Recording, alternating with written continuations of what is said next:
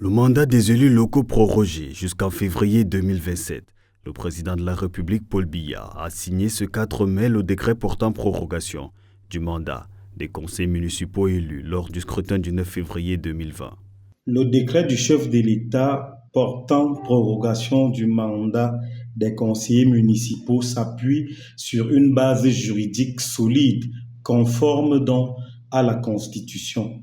Elle permet d'éviter le vide institutionnel qui pourrait naître de la fin des mandats électifs obtenus par ces conseillers municipaux lors de la dernière élection municipale.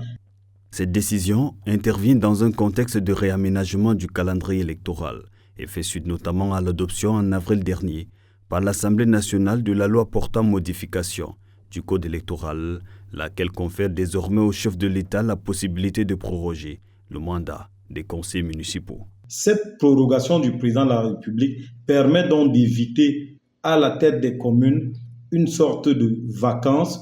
Elle permet d'assurer la continuité du service public administratif au sein de ces communes. Elle permet à ces maires de parachever l'implémentation des politiques publiques locales engagées au début de leur mandat.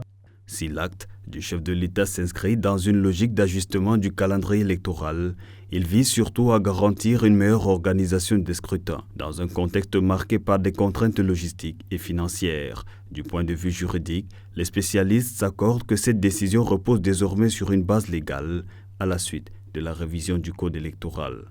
Cette prorogation est bien conforme à la Constitution, parce que l'une des dispositions constitutionnelles modifiées récemment permet donc au chef de l'État de proroger le mandat des 10 conseillers municipaux.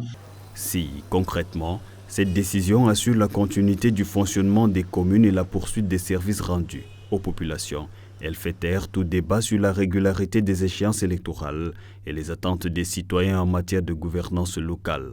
Pour rappel, une première prorogation avait déjà été décidée en juillet 2024, repoussant l'échéance initiale à mai 2026.